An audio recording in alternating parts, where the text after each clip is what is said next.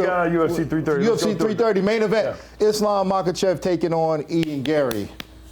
Can Ian Garry get it done? Nah, I think he's getting choked to sleep. That's what at least I'm hoping for. I hope Makhachev goes in there, manhandles his ass, gets his neck, and says, man, before I start making any like picks or how I think this fight's gonna go, I need to go back and see Ian Garry fight some wrestlers, see his takedown defense, see his wall work, his get-ups. I need to see a little bit more, just refresh my memory on his grappling, because obviously Islam's gonna drown him, I think, but I need to see how good he is in those positions. He's not bad defensively. He's long. He's took tall. him down, right? Like took him down, I think, but he had a lot of attempts. I think he took him down twice. His defense isn't bad, and his footwork is, I think, what keeps it amazing, but he's never grappled with a guy like Makhachev that has the sweeps, the inside trips, the upper body. The best thing that he's got going for him is that he's not afraid to have a boring fight. He's not afraid to footwork run nonstop. That's true. Islam, you're talking. Air jab. No. Ian. He has no problem running from you the whole damn time, just touching the jabbing at you. Well, he's gonna have to stay long and stay away from Makhachev. Yeah. I just saw a clip of Islam saying, like, how are you preparing for this fight? He goes, I've been running a lot because I'm going to have to be chasing him around the octagon. Well, think about that. Speaking of chasing somebody, what about the main event last weekend? That was terrible. That was a lot of chasing, bro. Yeah. Like Ankalaev gets a lot of heat about being boring, but this one I don't think was his fault. Yeah. Like the Guskov was running first, second round. I think he was pacing himself, getting a feel of being in there, and then he started getting frustrated. He started coming at Guskov, and Guskov was literally running from him. Yeah. So it was hard. It's hard to get a guy to fight when you're trying to fight if he's running. So I mean, so think about that. So if we reverse that, or we apply that to the Ian Garry fight, can Ian Garry kind of utilize that? But Ian Garry is going to have to obviously be a little bit more offensive. But can he use a similar style of footwork to keep Islam away, but then he still has to be on the offensive? No, he can use the footwork to keep the distance, but he has to win the rounds. And you have to land some kind of shots. You have to do some kind of damage. You can't just run the whole time throwing a jab and expect to win the round against a guy who's pushing you against the fence. I think I agree. I think that's the best chance he has, though, is to run and frustrate Islam into making a bad mistake, bad shots, bad takedown offense, also bad throw strikes on the feet because you're overreaching. Because Islam is used to dominating. He wants to run and go in there and just take him down, submit him, or beat him up on the feet.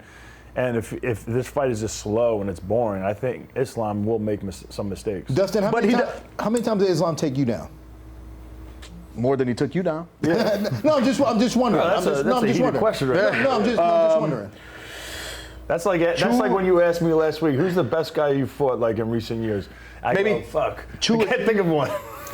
2 or 3 maybe. 2 or 3 times. But I stopped a lot of them as well. Yeah, so that's what I'm saying. Like, what did you do to keep him from taking you down? Had Gamrot on my legs. Had Mateo's Gamrot on my legs for 2 months. Yeah. Worked on my limp leg. Worked on keeping my distance. Worked on getting up. All the things you would do when you're preparing to fight a guy like that. Yeah. So that's what I'm saying. Like, well, Ian's going to be doing that. That's what I'm saying. You stopped a lot of his shots. He could possibly look at some of that and go, Dustin did these things. But he's longer. Yeah. So those longer legs, that's more for Islam to grab, more leverage to do. It's just different. Yeah. But also, Dustin's not used to and comfortable just running. He likes to throw down. He likes to fight. Right. And but Ian Garry's used to. He's comfortable just using his footwork and. I think no problem with having a boring fight. Yeah, so I think that's exactly what he's going to do. He's going to control the airspace, and he's going to stay on his footwork, on his bicycle. He's going to jab the glove a lot, and he's going to move, and he's going to have to make Islam probably really throw some heavy shots to get his attention, and then blast through him. But that's just the thing with Islam. Islam don't make a lot of mistakes. Like you talk about on the stand-up, I think he does. On the stand-up, but he's still. That's the only way I think Ian wins this fight is landing a shot, stand up, hurting him. I don't think he's going to win a decision. And I don't think he's going to submit him. I think he has to finish him. Yeah, but you're talking about Ian's not afraid to have a boring fight. I don't think Islam's afraid to have a boring fight neither. In a different way, yeah. Because the way that Islam has a boring fight is he takes guys down and he just shuts them out. He doesn't always do the most damage, but as we see on the replays, he's always in dominant position. So it's not always his fault, I think, too, that the fight is boring. Sometimes he's just where other guys. When was the last time he was in a boring fight? JDM. Yeah, JDM wasn't the most exciting, but also he was taking him down at will, half mount. When you're having that much success, why put yourself in the fire to have an exciting fight when you're about to be the welterweight champion? Yeah. And he was controlling him rather easy, Yeah. So we're saying that could be both guys have no problem with this being a boring fight. Well, I just want to see how good Gary can defend that single leg when he first get to it, and I think that'll be a big indicator of how the fight's gonna go. 'Cause if he could stuff those head inside single, head outside singles. The first round or two, the first round or two, fight. Yeah. And the size. But if is Makhachev can take him matter. down since round 1, he's gonna finish him. Rinse, he's gonna repeat. submit. Because I think once they hit the ground, they're just like on the feet. I think they're worlds apart on the feet. I think they're worlds apart on the ground. You think they're worlds apart on the feet? Dude, I think I think Islam's he's pretty good, man. Look what he did to but- Volk. I know it's two different complete body types, different fighters, but I mean, if you watch that fight, the second fight with Volk, I mean, the body shots. If they were to he do a literally set up kickboxing that match, head I would kick, put you know? my money on Ian Garry, 100%. Yeah, and yeah. I think he would beat him 3 out of 5, 4 out of 5. You know, I wouldn't give Makhachev much of a chance. But if it's a just grappling match, kickboxing if it's a grappling match, I'm gonna dump all the money on Makhachev to submit him every time. Same.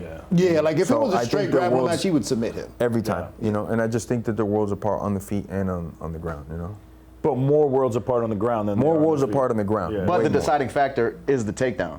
Yeah. Is the takedown Exactly, defense. the takedown. Yeah. Like, but I'm thinking if he can. And can Ian get up safely too without, giving up his back, and then because Makhachev does a good job of taking the back and controlling from there as well. But here's the thing with Ian is that like he'll kill enough time in a round to only get taken down with like a minute left. Yeah. And he can possibly survive for a minute. Yeah. Like if he's Oh, just for really sure, all yeah. defensive. Or if he does land those jabs and lands a few kicks, when he does get that last minute takedown, he can still win the round with the 4 Yeah, minutes. and that's my point. Is like that's like those are ways where he can like take advantage of these things because he's going to get taken down. It's a matter of when in the round he gets taken down. Like if he gets taken down with like 4 minutes left, he might be cooked. But if he can spend 4 minutes on his feet, moving around, jabbing, winning, then he gets taken down. He can just hold him for a minute. Yeah. I think this is going to be a really stressful fight for Ian Garry, though. I don't think he's going to be as comfortable because he's going to be shitting his pants about the takedown because he sees how good Islam is on the ground. And That's a good point, honestly. And Islam's going to throw hard on the feet, too. Because we're talking about how good of a striker Gary is, but also when I was in there with Islam, I didn't want to plant and throw heavy shots too much because I didn't want him to grab my legs. So it made me fight a little different, and that could be with Ian too. You get a little timid, you don't throw the same shots you would normally throw because the takedown threat is so in front of you. Now, how was he entering on you? Because was he shooting on you or was he trying to get to the body lock? Like, how was his entries? Mostly single legs. Yeah. Yeah, he would close the distance and grab my leg. Is Ian southpaw? No, He he's not. switches, though. Okay, so he'll switch. that But could be more different. orthodox, His yeah. entries, I'm southpaw, so he was just grabbing, Snatching a leg, yeah. grabbing singles. Yeah. So, because I mean, that's another thing too. Is like, and Ian's got a longer leg, right? If he can get close enough to get to that leg, he'll grab that leg, climb up to the body, and then get to work. But That's what makes me wonder about this fight too, because like when he fought Volk is short, built. yeah, It's easier to get up. You have less length, and you don't need as much space to get your leverage underneath you, or get your legs underneath you to get Yeah. up. Yeah. Having long legs like Ian, Volk might be able to tie him up, shelf his legs, and keep him on the ground easier. I remember talking to Cole agree Miller with about that. Yeah. You know, 100%. I think it's going to be so Leg hard ride, for a Ian Garry bunch of to get stuff. up. It's going to be hard. If he gets taken down, it's going to be really hard. Yeah, I remember talking to Cole Miller about that because we were just talking about like we got such long legs. Anytime we get taken down, it's so much harder for us to collect our legs to get them back in. Guys You are have just long holding legs them. too? Oh my God, yes. Bro, Yeah. he grabs his wallet like this. This guy, high pockets Dean. It's not because his ass is that big. High pockets Dean. His legs are that long. I'll pay for this. He's got a flat ass though. I just like it's true though. No, but having long legs, it's hard to get back up. Yeah. And I think he's just got a long frame. Like his torso's long as well. But like if he gets taken down, it's gonna be hard for him to get. He's back massive up. for the weight. He's like a light heavyweight build. I've never seen him in person. But I don't think he cuts Like much weight. 6'2", I think 6'3", yeah, I don't think he cuts he's that much like, weight either. somehow his But weight he, is he low. has He's a like big frame for 180 170. something. He's definitely like a 185 frame. Yes, 100. That big? To me, it looks like Frame wise, yeah, he's yeah. tall. He could put on the But weight and go to he's 85, kinda 205. skinny. The size has to matter at some point, though, right? Like we've seen it with the In the striking. Kamaru Usman fight. Exactly. I mean, the size Because of the did reach. matter in that fight. Yeah. The length I'm talking about, the size, it matters in reach. grappling too. I Matters think in what, grappling. what makes it so tough is going to be the footwork because he does have exceptional footwork and that reach. He's just going to be able to keep Makhachev, I think, the first 2 rounds, maybe a little bit out there, But I think after the 3rd round, when people start to get tired, the legs are a little bit, with lactic acid, Makhachev is going to start to really. You think so? Yeah. You think he'll be able to push him up against? Yeah, the I think fence after and third then round is when down? the fight's going to get like good, you know. HQ just told me that his Ian Garry's reach is only 74 inches, and What? Dan That's my Hooker's reach. was 76. Is My that right? reach is 74. Damn, that's crazy. 75. Well, what's Islam's? But the reach also matters more, like depending on how tall you are, like that makes a difference with the reach. I don't care how Yeah. long your arms are. I feel like the height matters a lot too, though. And footwork matters. And footwork. You know, you can have 3 inches on the arm advantage, but if your footwork if is your foot trash, sucks, it doesn't like matter. Hey, guess what Islam's reach is? What was it? 70.5. Oh, you know. I fought him. that Of what course, I it said? studied it. That's not a guessing game. I'm just kidding. They told me. They told you. I fought him at 70.5. I'm like, damn, this guy does his research. It's kind of short for. That That's is very short. right? That's very You're short. 74? 74. Oh, jeez. So Yeah, the mine was UFC says 75. 75. Damn. 78 and a half, baby. I used You to ain't have no that. 78.5-inch reach. I do. I You swear. do not. I swear. I'm like, Pull it up. Pull up the. Look it up. Hey, Look it up. HQ. Chris Weidman. Bro, you know what's crazy? They measured me once in the UFC. In the middleweight division. I was 73, fingertip to fingertip. Then somewhere along my career, over the years, they switched it to 72 without even remeasuring. They didn't tell you? That's disrespectful. That's is disrespect. Taking an inch off a man is. You don't do that. Yeah, you don't take an inch off a man. Every inch matters. Every inch counts. Man, 78 is fucking All right, good. Chris reach. is 78. Damn, Chris. 78 and a half, right? They tell you? Yeah. How come you ain't got more knockouts, dog? You should have been touching people up from the outside. I don't know. I just came forward. I just came forward, man. You know what it is? Honestly, that's what it is then. Yeah. When you knocked out Anderson, he didn't think you could hit him. Yeah. He didn't think you could did. reach him. Stretch Armstrong. Yeah, he was like, pink. Yeah. Now my length is definitely. And doubles, bro. Against the fence, if you got reach like him, getting those hands close, together. right Yeah. All that stuff helps. Yeah. And chokes. That's why I love chokes so much because the long arms help. And for elbows too. Darces, Darts, anaconda, all stuff those like that. things, Front it's chokes, easy. having long arms is, you know. Yeah, those are my yeah, go-tos. yeah. Love it. So also on that card, I'll let you guys kind of have a way with this. Gillian Robertson taking on Mackenzie Dern for the. You should be the one leading this one. Well, You no, have I years. just know That's a because, good like, fight. you know, obviously I'm going to be biased. Were you on the desk when we interviewed Mackenzie Dern post-fight? I was not. They won't. Okay. I don't think they're going to let me work. I don't think they want me to work with Mackenzie, just because like the last time when I said her fight was like insignificant, and it got twisted, right? Because what I was saying was. Let's say it again. And I'm gonna clarify. Double down on it. Just in case you guys didn't hear it. Because I'm clarifying what I was saying was it was insignificant in the fact that media wasn't talking about it. No one was talking about the fight. And when I said that, like. You said it was the most insignificant title fight of all time. Probably ever. Of all time. Yeah, of all time. There was another one that was pretty insignificant. Is it Durami and Durandamy Durandamy? That one. Jermaine Like, we don't Durandamy really and know. versus Holly Holm. She was a champion. Who? Yeah. No, against the girl, Aspen Ladd? Or They fought for the title. It was something like that, right? or the girl Megan. Megan Megan Anderson. She's tattooed up. Megan Anderson. Yeah. Well, I don't know. Yeah. That's how it's. I apologize to all the women out there, but yeah. Yeah, so- it doesn't feel that significant to me. Right. So like that's that's what I was saying. Like no one was covering it, and then it got twisted into making me think like that people were like running with the story, saying like that I'm thinking like women's MMA doesn't matter, this, that, and the third. I'm like, my roster is like all women that I was training. So, Yeah, And I know Mackenzie Dern's jiu-jitsu is World class. world class. But dude, Gillian, her jiu-jitsu is good, man.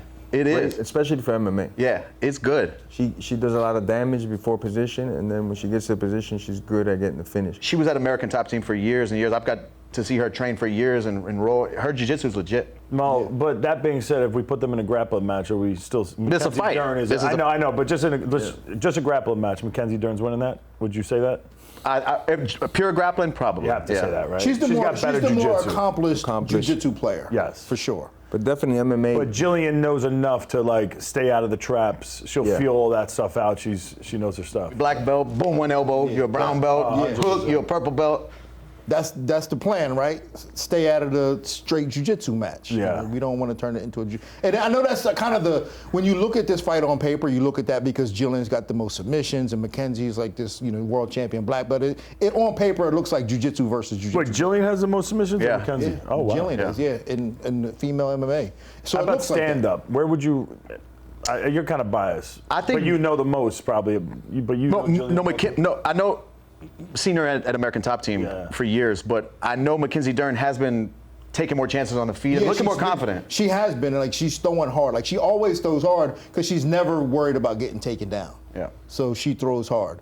So, I mean, it'll be interesting to see what happens in the stand-up. I know that's one thing that we've been working a lot on with Gillian, but I know Mackenzie has been working with Jason Perillo on that. Yeah. So like that, it might come down to little situations like that. So, but I mean, that's why we fight. That's why I get What's the excited odds for on these that things. fight? Anybody know? Dern's got to be the favorite. Yeah, Dern's gotta be like the a 2-1 favorite. Dern's just dogged them. That and last fight she showed her wasn't going her way, and she just dug deep. She is tough. Started thugging it out, throwing them bolos, and And she's started getting physically. success. We did bigger too, I think. Yeah, she's bigger than Gillian. She's bigger. Yeah, she's like just She's bigger. bigger because I was around her for the White House fight, and she's a lot bigger. I was like wondering how she makes the weight, because she missed it one time when she fought, I think maybe it was Amanda, but one of them. She missed weight once, and I'm always thinking, like, because she looks big. Yeah. And her legs are big, and like she's just like she's really filled out. She's got muscle, you know. Yeah, she's All right, let's muscular stop too. talking. Strength level is going to be a big you guys determining describing factor. How big she is just not going well. Let's just move on. She's really filled out. And I mean, I'm saying that with like, like The acai bowls, Yeah, bro. most utmost respect. with the utmost respect. Yes, I'm of not. course. Yeah, I'm just saying like she's bigger. She's bigger than Gillian. You think there'll be a bigger. strength difference? I think it could be. I don't know. You think it leans towards Mackenzie, or Like, because that in their style of fight, that's going to determine a lot too. I think so too. Yeah, I think. I mean, a lot of it. The other? Yeah, I like agree. it depends on a lot of these things depend on like who ends up on top, right? Like who ends up on top is probably a big factor. I think a big story of this fight is if Gillian goes crazy hunting for submissions, I think Mackenzie's going to be able to use that to sweep, use the off balance, use her, her eagerness to get in position to against Gillian. Yeah. Yeah, if I was coaching Gillian, I'd just tell her to get the takedown, hold on, position first, ground and pound, frustrate Mackenzie's jiu-jitsu. Is that what you would tell her? I think that'll wear on her mind. Yeah. If she's getting beat grappling, even if she's not being, submission attempts and all that stuff, just controlled, I think would frustrate her. Yeah, I mean that's typically what you do to like good jiu-jitsu people that frustrates them. It's like you get on top of them and you beat them up. But one thing Gillian does do good is when she does get in those grappling positions, she looks for elbows. She tries to damage. She's not just grappling. Exactly. She does do And I damage. think that's what gets her so many submissions. Yeah. Is that she butchers these chicks up and then goes for it. Then something opens You know what up. else you could do to a jiu-jitsu person? You just pass, if you could pass the guard. Oh man. Their ego just gets hit. They're like, oh my God. I think you know what. So when Islam did that to Charles Oliveira, when he got past the guard, I think that freaked him out, man. He was like, "Oh my God!" And he did it easy too. Yeah, when he just like passed and then he. That's like a big thing for jiu-jitsu guys.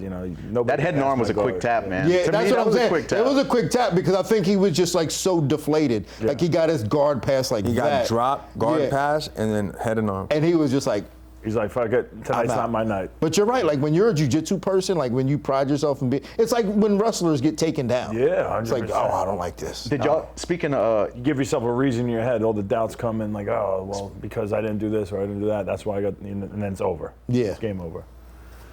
you've seen fighters get broken in when stuff like that happens. When somebody does better than what they're great at and known for, it's like Like if they Ian fall apart. Garry starts getting outstruck on the feet, it's a problem. Yeah. It's like, fuck. Oh yeah, if he starts getting beat up on the feet, Yeah. where does he turn? Yeah, Like where can you turn to? That's a problem. His Start shooting doubles. Could you imagine? Like you start And then if shooting he gets doubles on stuffed, Islam, yeah. and then that's pretty much Downhill. Yeah, it's over.